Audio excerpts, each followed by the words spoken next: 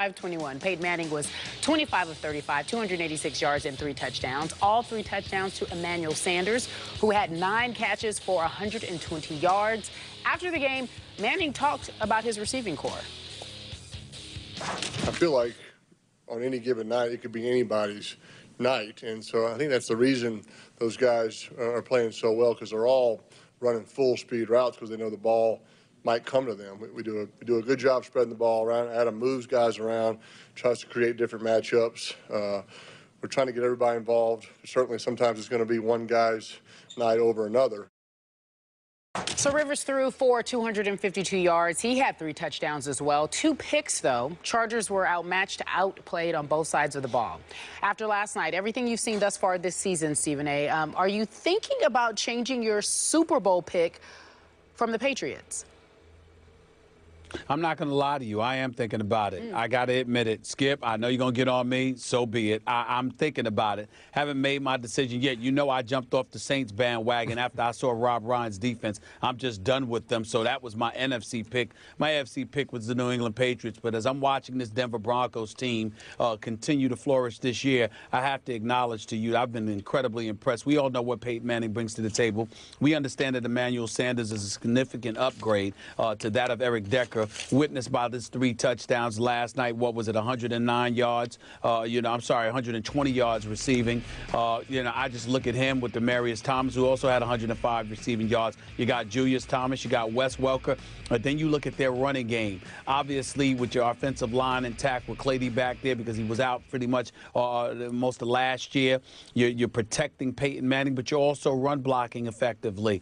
We know that Noshawn Moreno is no longer with them. We saw that Monty Ball was supposed to be his replacement. Now you've got this kid Hillman who rushed for, 109 yards last night. But it's the combination of Hillman along with the physical Thompson. I'm looking at the combination of these 2 guys. And you know what? They can run the football effectively. So that adds another dimension and another weapon to their already potent offensive attack. And then you look at what's transpiring on the defensive side of the ball, Skip Bayless, with DeMarcus Ware still making an impact, with T.J. Ward, with Aqib Talib, and this kid Von Miller. We've heard his name on many occasions in the past. Not only was he suspended last year, but he also wasn't that healthy even when he came back.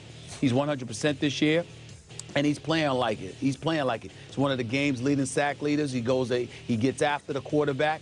He does a lot of good things. And the combination of all of those things, I'm looking at Denver. They're a much more physical team than the team we saw in the Super Bowl right now. John Elway appears to have upgraded his roster, his squad, and you combine that with Peyton Manning being Peyton Manning and willing to maximize the potential around him. I'm not going to lie to you. They look virtually unbeatable right now. They really do. So are you switching your pick? No, not yet. Not official. Yeah. I want to see over the next couple of weeks or so how New England looks in response to Denver elevating its game. I really, really do. And I'm not ignoring Indianapolis either with Andrew Luck. Okay. I am not going to lie to you either. Last night, when that game ended, I thought hard about switching my Super Bowl pick. I'm with you. I'm going to hang in. I'm going to cling to it by my fingernails. But I don't know, Stephen A. This is a juggernaut right now. Lord have mercy. This team is playing at a high level on both sides of the ball. And I appreciate that you brought up John Elway because they got embarrassed in the Super Bowl. I could use all of your words for it, but I'm just going to go with embarrassed. And John Elway said, we have to get faster. We have to get faster on both sides of the ball. And did they ever with Emmanuel Sanders and all the upgrades that you mentioned on defense? So I look at the Patriots, and we're going to talk about them, I think, pretty soon here. But again, they have to beat the Chicago Bears to have any shot here. And then they're going to have to, a week from Sunday, beat this team in Foxborough to have any chance of having home field advantage in the playoffs. Because if they have to, the Patriots go to Denver, I'm sorry, I'm out. I can't do it this time. I picked them to win there last year. They stunk it up. I told you Tom Brady, I'm sorry, he stunk it up last year at Denver. Go ahead.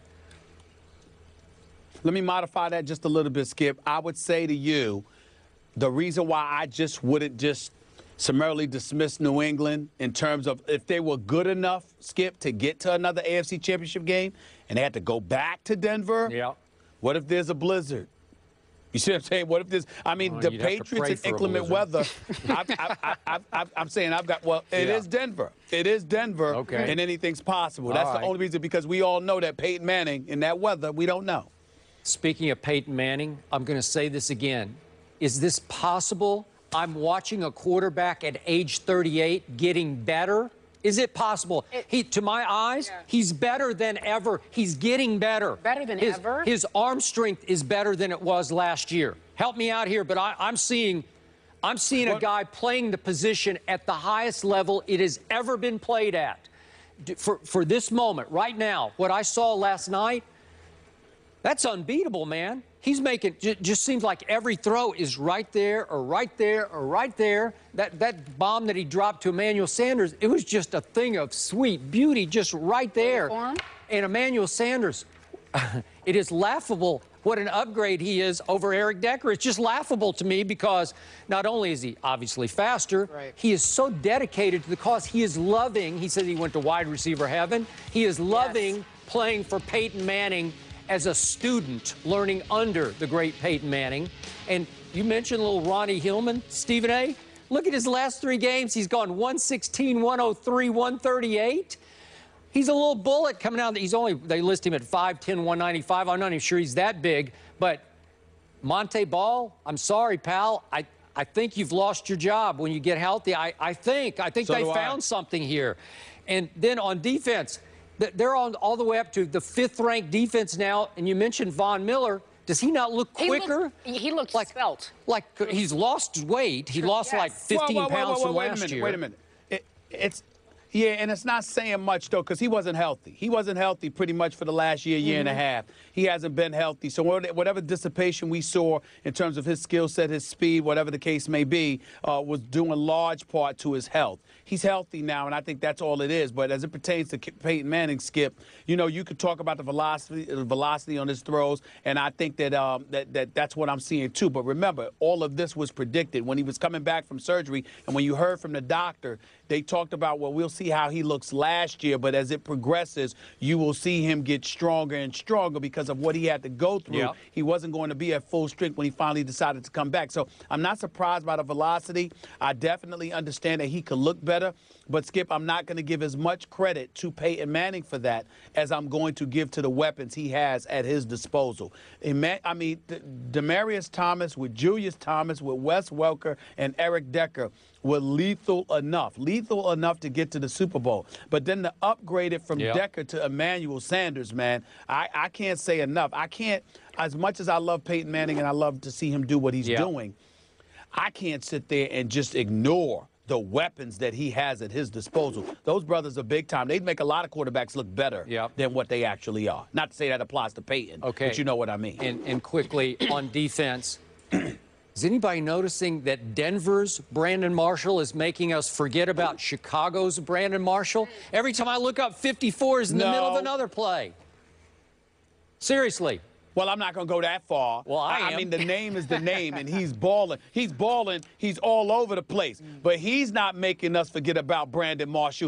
Jay Cutler is making us forget about Brandon Marshall. Yes, you know that. All right, that's who's making us forget about Brandon Marshall. Last quick point. Okay, go.